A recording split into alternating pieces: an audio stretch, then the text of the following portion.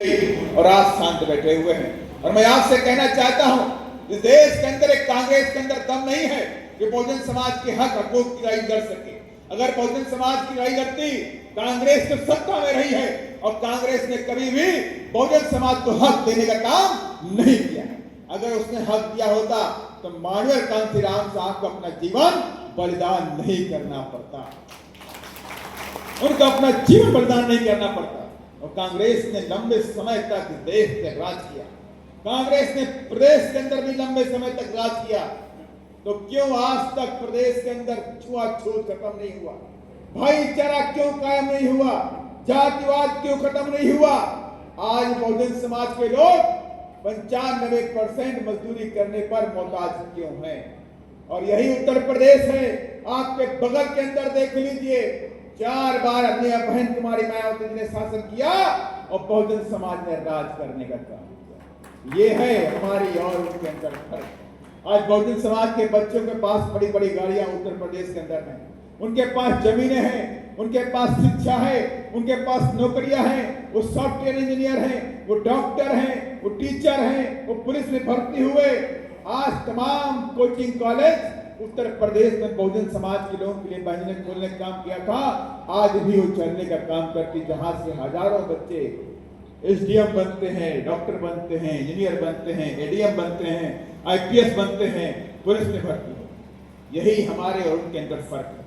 और आप शांत बैठे, आप कुछ करना नहीं चाहते, इससे बात नहीं बढ़ने वाली। और इतने छोटे से काम में आपकी बात बढ़ने वाली होती तो आप इस प्रदेश में सत्ता में कई बार आ चुके। आप डाउनफॉल में गए, 14-15% वोट लाने के बाद आज 4% पे आप खड़े हो गए। 4% ना, डेढ़ ही रह गए। 17% से 1.5% पे आए। अब आप समझिए, जो प्रदेश के अंदर एक लहर बनी थी, उस दौर में लग रहा था कि अब तो यहां सरकार बनने जा रही। 17% वोट कोई छोटा मोटा नहीं हो। अगर आप 17 से भी उसमें 5 से 7 जोड़ दिए होते तो इस प्रदेश में काबिज होगा। 17 से 25 कर लेते, 17 से 22 कर लेते तो आपके पास विधायकों की लाइन लग गई। लेकिन हम फेल हुए। हमारे लोग जो भी किया, जो गलतियां की हमें नहीं पता उसके बारे में, क्योंकि उस वक्त मैं नहीं था, लेकिन हम डाउनफॉल में गए। मैं तो सोच रहा था कि 4% पे आप रुके हुए, अभी साथी बता रहे हैं 1.5% पे, 1.5% पे रह गई। कमी मुझे नहीं पता किसकी रही, कमी सबकी रही। देखिए, मैं अभी कह रहा हूं, कमी आप सिर्फ इधर मत कहो, कमी यहां रह गई, कमी वहां भी रह गई कि आपका बूथ हार के आ रहे, आपका गांव भी हार के आ रहे। अगर मैं कहूं इधर यहीं पे मेरे सामने कार्यकर्ता बोलता कमी किसकी रह गई, और मैं भारतीय जनता पार्टी की मीटिंग में जाऊं तो एक कार्यकर्ता नहीं बोलता कि मेरी कमी रह गई। वो कहता साहब गलती मुझसे नहीं, क्योंकि हमें आपको जगाना पड़ता है, हमें बार बार आपको समझाना पड़ता है कि आपकी अपनी पार्टी बीएसपी है, लेकिन बीजेपी के लोगों को समझाना नहीं पड़ता है। हमारे लोग कहां जाएंगे? कहीं कांग्रेस में जाएंगे, कहीं बीजेपी में जाएंगे, कहीं इधर जाएंगे, कहीं चिटाला जी की पार्टी में जाएंगे, कहीं दुष्यंत वाली पार्टी में जाएंगे, अलग अलग पार्टी में अपने बेनिफिट के लिए जाएंगे, अपने फायदे के लिए, समाज के फायदे के लिए नहीं, अपने फायदे के लिए जाएंगे। लेकिन वहीं बीजेपी का वोटर टस से मस्त नहीं होता। उसके यहाँ कोई मीटिंग करने बीएसपी आदमी बीजेपी का जाए चाहे ना जाए, लेकिन उसका बूथ बीजेपी जीतती है, उसका वोट बीजेपी पार्टी। लेकिन हमारे लोगों में भी कमी है। अगर मैं कहूं हमारे लोगों में कमी नहीं होती तो 17% से 1.5% नहीं होता, कुछ भी होता 17 से कम 25% पे आज भी बीएसपी खड़ी होती। गांव को संभालने की जिम्मेवारी आपकी होती कि नहीं होती है? गांव कौन संभालता है? कार्यकर्ता संभालता है। गांव को संभालने की जिम्मेवारी आपकी होती है। अगर आपने गांव को संभाल लिया तो मैं दावे के साथ में कहता हूं, जो हो गया वो बीत गया, बीत गया।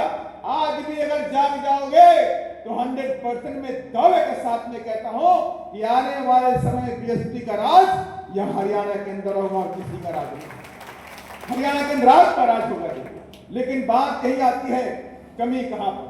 कमी इधर भी है, मैं ये नहीं कहता कमी यहां नहीं है, कमी इधर भी रही है, बहुत कमियां रही, इधर भी रही है। अगर इधर कमी नहीं होती तो उधर कमियां भी नहीं आती। तो मैं ये नहीं कहता कि आपकी कमी मेरी कमी नहीं, कमी दोनों तरफ है। और इसलिए मैंने कहा कि हम दोनों को बैठ करके इस पर विचार मंथन करना पड़ेगा।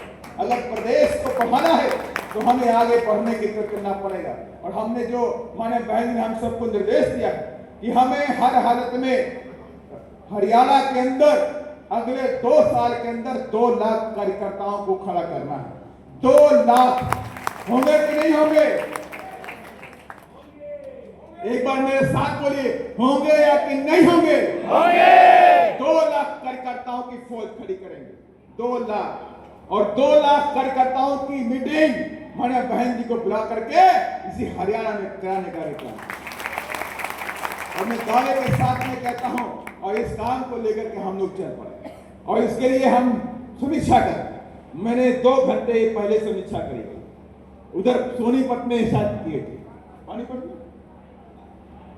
पानीपत में समीक्षा हुई, दूसरी समीक्षा आपके यहां हो गई, अगली समीक्षा और भी होगी, हिसार के अंदर भी होगी, कैथल में भी होगी। लेकिन हम अब पीछे हटने वाले नहीं, हम पीछे हटने वाले नहीं। मैंने कहा ये जंग हमारी और आपकी अपनी नहीं है, हमारी और आपकी अपनी ये जंग नहीं है। ये जंग इस देश में आने वाले जनरेशन को बचाने की है, अपने बच्चों को गुलामी से बचाने के लिए देखी है। और ये जंग अगर हम हार गए, अगर ये जंग हार गए तो हमारे आने वाली कौम, हमारे आने वाली जनरेशन इस देश में गुलाम बना दी जाए। और इसलिए कहा मैंने कि अब ये वक्त आ गया है, वक्त बार बार एक जैसा नहीं रहता। माननीय बहन जी ने 9 अक्टूबर की रैली में उत्तर प्रदेश में कहा कि पार्टी का समय बदलता रहता है। ये नहीं है कि हम सत्ता में आए फिर डाउनफॉल में आ गए, हमेशा डाउनफॉल में नहीं रहने वाले। अब हम सत्ता की तरफ कूच करने जा रहे हैं, हम सत्ता की तरफ जा रहे हैं। और मुझे पूरा यकीन है कि 2027 में उत्तर प्रदेश में आदरणीय बहन जी 5वीं बार मुख्यमंत्री के शपथ लेने जा रहे हैं। और माननीय बहन जी ने आगाह कर दिया है कि इस बार कुछ भी हो जाए, जितनी भी ताकत लगानी पड़े मैं ताकत लगाऊंगी और अपने बहुजन समाज को 5वीं बार सत्ता में लेकर के आऊंगी। ये माननीय बहन जी ने आह्वान कर दिया। और ये आह्वान हमें हरियाणा से बोलना पड़ेगा कि माननीय बहन जी आप उधर मुख्यमंत्री बनो और हम हरियाणा में बीएसपी की सरकार बनाएंगे और केंद्र में फिर माननीय बहन जी को प्रधानमंत्री बनाएंगे। जब तक यह आह्वान हम नहीं करेंगे, अंदर से नहीं सोचेंगे कि हमें अपनी पार्टी को हर स्तर पे मजबूत करना है, बूथ पे जाके मजबूत करना है। लड़ाई तो बूथ पे होने वाली, लड़ाई बूथ पे होने वाली है। आखिरी 3 दिन लड़ाई गांव के अंदर होती है, बूथ के अंदर होती है। जिसने बूथ जीत लिया उसने बीएसपी को जीत लिया, जिसने बूथ हार लिया वो बीएसपी को हारा दिया। इसलिए लड़ाई तो बूथ पे होगी। इसलिए हम लोगों ने समीक्षा की कि गांव-गांव समीक्षा की जाएगी। तमाम नेताओं से बोल दिया गया कि सेक्टर कमेटी, बूथ कमेटी और साथ में विधानसभा कमेटी आपकी दुरुस्त होनी चाहिए। और अभी जो चरण चल रहा है ये आपकी विधानसभा कमेटी का चल रहा है। इसके बाद जहां जहां हमारी विधानसभा कमेटी कंप्लीट हुई है वहां पर हमने सेक्टर कमेटी पे भी काम शुरू कर दिया। सेक्टर कमेटी जहां बन रही है तो वहां हमने बूथ कमेटी भी काम शुरू कर दिया, क्योंकि अभी एसआईआर चल रहा है। एसआईआर को देखते हुए पूरे प्रदेश के अंदर जहां जहां भी एसआईआर चल रही है, जैसे आपकी पंजाब में चल रही है, आपकी राजस्थान में चल रही है, आपकी ये राजस्थान में हो गई, पंजाब में चल रही है, दिल्ली में शुरू हो गई है, हरियाणा में चल रही है, तो यहाँ पर हमने हर बूथ पर बीएलए2 बनाने का काम किया। अब बीएलए2 के पास पावर होती है, जब पार्टी उसको अपॉइंट करती है तो फॉर्म पे वो साइन करता है। किसी का नाम जोड़ना है तो वो साइन कर देगा, किसी का नाम चेक करना है तो लिस्ट को चेक करेगा। हमने बूथ के ऊपर बीएलए2 का जो काम है बहुत इंपॉर्टेंट होने वाला। मैंने इसलिए कहा कि सपोज करिए कि किसी भी लिस्ट को उसने चुनाव आयोग ने निकाल दिया, अब उस लिस्ट को हर व्यक्ति नहीं पढ़ सकता, हर वोटर उसको नहीं पढ़ सकता, लेकिन हमारा बीएलए2 है तो लिस्ट के पन्ने को उठाया और उसमें नाम को चेक करेगा कि भाई रमेश के घर के चारों वोट हैं कि नहीं है। देखेगा रमेश के घर के चारों वोट हैं, देखे हमारे घर के चारों वोट हैं, हमारे पड़ोस घर के चारों वोट हैं, माने कि सबके घर के सब वोट लिस्ट में है। अगर किसी का भी नाम छूट गया तो वो वहीं पे टिक करेगा कि भाई इस घर के 2 वोट हमारे कम हो गए, 2 वोट का नाम नहीं जुड़ा है। वो तुरंत जाकर के उसका फॉर्म भरेगा, तुरंत जाके उसे फॉर्म भरेगा और उस घर में जाकर उनको समझाने का काम करेगा और उनसे कहेगा आप साइन करो, फॉर्म करो, मैं ये फॉर्म वहां पे बीएलओ को जमा करके आऊंगा। जब फॉर्म बीएलओ पर जमा हो जाएगा तो आपका जो नाम है अगली लिस्ट में जुड़ के फिर आएगा। अगर गलती से आपने वो नाम भूल गए, आपने बीएलओ 2 को दोबारा बीएलओ को आपने नाम नहीं दिया, पहली लिस्ट में भी नहीं था और दूसरी लिस्ट के लिए में आपने जोड़ने का भी नाम नहीं दिया, तब समस्या है। फिर ये नाम आपका नहीं आया, फिर ये नाम आपका कट गया, फिर नहीं जुड़ने वाला है आपका। और यही वो लोग चाहते हैं कि आपका नाम हम लिस्ट से काटें।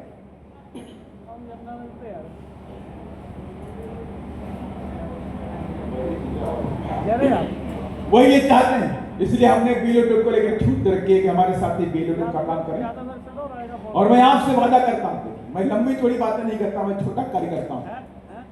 मैं आपके बीच में छोटा कार्य करता हूं और छोटे कार्यकर्ता के नाम से मैं आपसे वादा करता हूं कि मैं आप सबके सहयोग से मैं इतना काम तो कर दूंगा कि अगले 2 साल में बीएसपी के 2 लाख वर्कर हरियाणा के अंदर खड़ा करते 100% में मेरी जुबान है आपके सामने।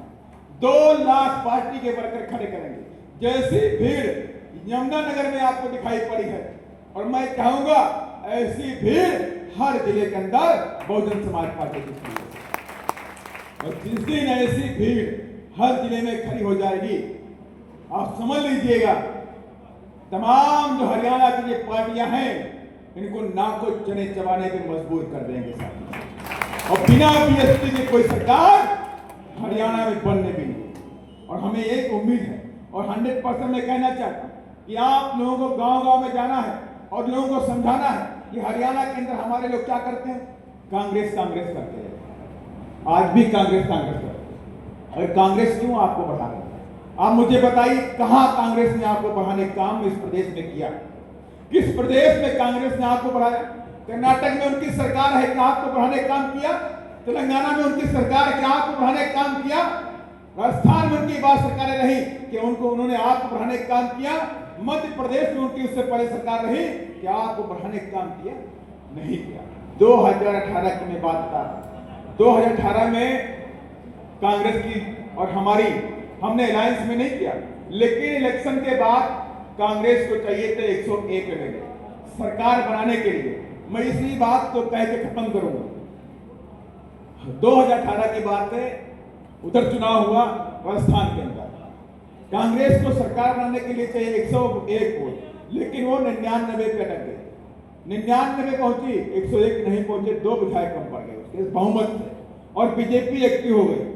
बीजेपी सत्ता में उससे पहले थी, वो एक्टिव हो गई। उसने तमाम अलग अलग लोगों को तोड़ दिया। अब कांग्रेस की सरकार नहीं बन रही। मान्य बहन जी ने कहा कि उधर सामंतवादी ताकतों को रोकना जरूरी है कि अभी अप्रैल में महीने में वहां पर हमारे बच्चे शहीद हुए, उन पर SC/ST एक्ट का मुकदमा लगाया गया। तो इसलिए हम नहीं चाहते कि वहां पर कोई सामंतवादी ताकत दोबारा पनपने पाए। तो इसलिए हम चाहते हैं कि बाहर से हम कांग्रेस को समर्थन करें। हम लोगों ने बाहर से माने बहन जी के निर्देशन में कांग्रेस की सरकार बनी। जब 6 एमएलए हमारे बने हुए थे तो 6 के 6 एमएलए ने हमारा सपोर्ट हो गया। अब उनके पास कितने हो गए? 105 हो गए। और चाहिए कितने थे? 101 चाहिए। उनकी सरकार बन गई। सरकार हमने बना दी, सरकार चलती भी रही। फिर हमने उनसे बात करी। हमने कहा भाई हम आपसे कोई मंत्री पद नहीं मांग रहे, हम आपसे कोई और कोई डिमांड भी हमारी नहीं है। हमारी एक डिमांड है कि जो 2018 में अप्रैल में SC/ST बच्चों के ऊपर जो मुकदमे लगाए गए, अपने संवैधानिक कवच को बचाने के लिए, SC/ST एक्ट को बचाने के लिए उन मुकदमों को आप खत्म कर दीजिए। उनके मुख्यमंत्री ने कहा ठीक है, मैं सोचूंगा इसके ऊपर। लेकिन क्या हुआ? रात में हमारे विधायक तोड़ दिए। माने सरकार हमारी थी, हमने बनवाई और उन्होंने हमारी पीठ पे छुरा घोंप दिया, हमारे विधायकों को तोड़ दिया। इसलिए मैंने कहा ये कांग्रेस कभी भी आपकी अपनी नहीं हो सकती, कभी आपकी अपनी नहीं हो सकती। इसलिए और भी एग्जाम्पल है मेरे सामने। अभी पार्लियामेंट का चुनाव हुआ, आपका चुनाव थी खजुराहो सीट पर थी। खजुराहो में कांग्रेस का प्रत्याशी ने पर्चा विड्रॉ कर लिया। लोकसभा की मैं बात कर रहा हूं, जामपेटर लास्ट जाके। उसके बाद क्या हुआ? बीएसपी का प्रत्याशी और बीजेपी का प्रत्याशी, बीएसपी के प्रत्याशी पे दबाव बनाया गया, पर्चा विड्रॉ कर ले भाई। बीएसपी ने कहा मैं पर्चा विड्रॉ नहीं करूंगा। अब जो भी जंग होगी वो मैदानी जंग में होगी, हम विड्रॉ नहीं करने जा रहे। और क्या हुआ, अब कांग्रेस को लगा कि यहाँ बीएसपी जीत जाएगी, और बीएसपी को रोकने के लिए कांग्रेस के लोगों ने क्या किया, रात में मसाल जुलूस निकाला और कहा नोटा पे वोट दो, नोटा पे वोट दो, बीएसपी को वोट मत दो, नोटा को वोट दो, नोटा पे वोट डालने का काम करो। और बीएसपी को वोट मिले 2,55,000, माने कुछ ही वोटों से हार गए। अगर कांग्रेस ने गद्दारी नहीं की होती तो हम बीजेपी को हराने का खजुराहो में कर देते साथ। और इसलिए मैं कहा कि कभी भी नहीं चाहेंगे कि आप आगे बढ़कर, और आप अगर बढ़ना है तो अपने दम पे बढ़ना पड़ेगा, अपने समाज को जुड़ना पड़ेगा। और मुझे पूरी यकीन और उम्मीद है कि अगर आप सभी लोग एक हो जाओगे तो फिर से हरियाणा के अंदर बीएसपी खड़ी करेंगे और आने वाले चुनाव में बीएसपी की सरकार बनाने का काम करेंगे। और इन्हीं सब बातों के साथ मैं अपनी बात को खत्म करूंगा। मुझे मालूम है आप लोग 11 बजे से बैठे हैं, उधर खाने का इंतजाम भी हो रहा है। मैं चाहूंगा जोरदार महापुरुषों के सम्मान में खड़े होकर नारायण काम करेंगे। बाबा साहब मर रहे हैं, बाबा साहब मर रहे हैं, महात्मा फूले मर रहे, छत्रपति शिवाजी महाराज मर रहे। बीएसपी की क्या पहचान, चलगुंडों की छाती पर, चलगुंडों की छाती पर, बहन जी संघर्ष करो, बहन जी